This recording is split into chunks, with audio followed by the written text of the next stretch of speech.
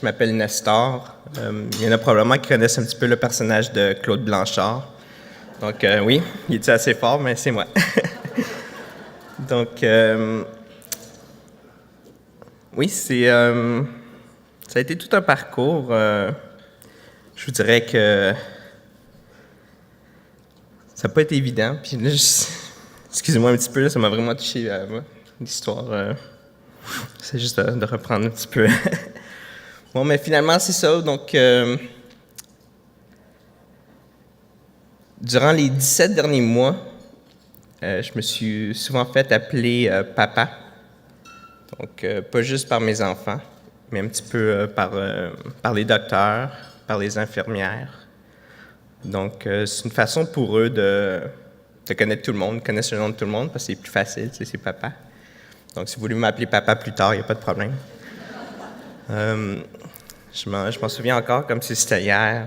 Je sortais de McGill, je travaillais, j'étais avec mon patron. C'était difficile, mon téléphone il a sonné. Puis ça faisait déjà un mois que mon petit garçon, Camari, était malade. Il faisait de la fièvre.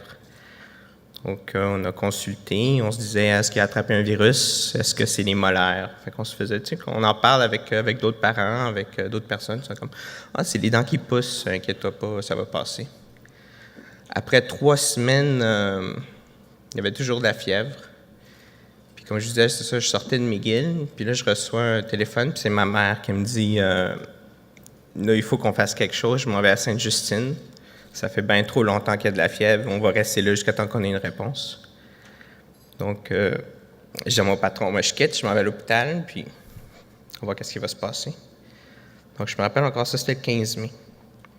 Le 16 mai, là, ça a été un petit peu la grosse journée.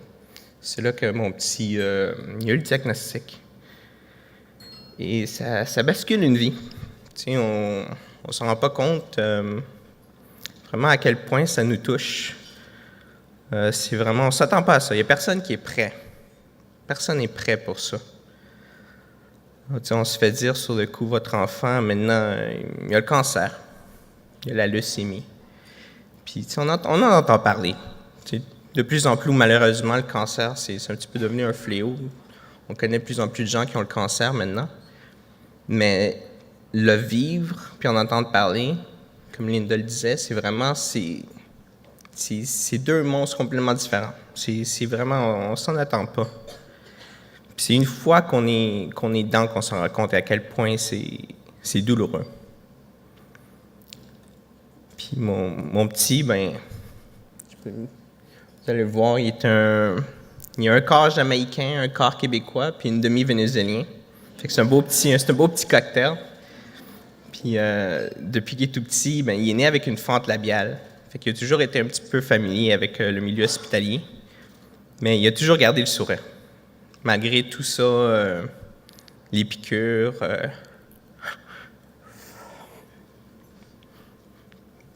Il a toujours gardé le sourire. Puis c'est un petit peu grâce à lui qu'on a comme passé à travers ça. Excusez-moi.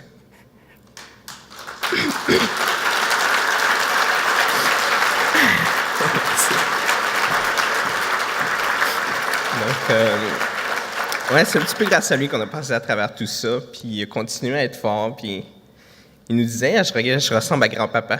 Parce que grand-papa, il n'a pas un seul cheveu, donc on se ressemblait pas mal. Puis, non, il est très fort, puis c'est grâce à lui, grâce à la famille, grâce aux amis, puis merci, grâce à Linda, la fondation, je dirais, c'est vraiment...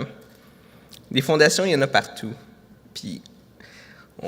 On dirait qu'une fois qu'on est dedans, on s'en rend compte un petit peu plus. On voit les pancartes, on voit les annonces, mais on s'en rend pas compte à quel point ça l'aide vraiment que lorsqu'on se retrouve de l'autre côté en tant que receveur. Puis c'est là vraiment qu'on ouvre les yeux, puis on se rend compte que les petits gestes que les gens font, tu sais, un petit don ici et là, ça va loin.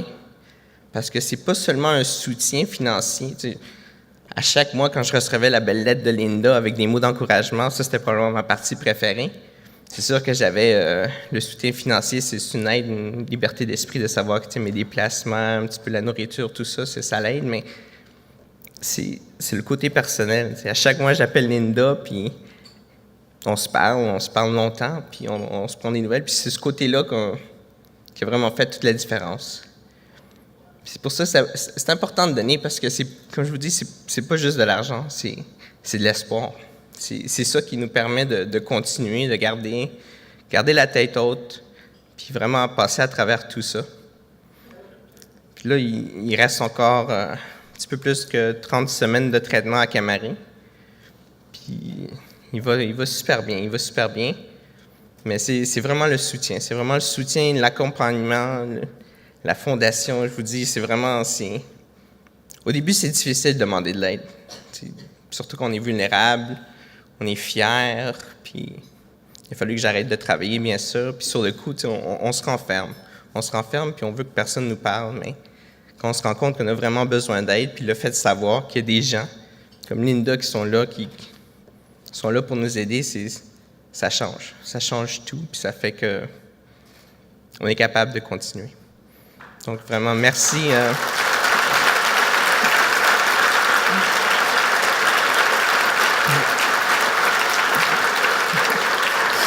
Merci. Je vous remercie vraiment de vous être déplacés, puis merci Linda. Merci beaucoup.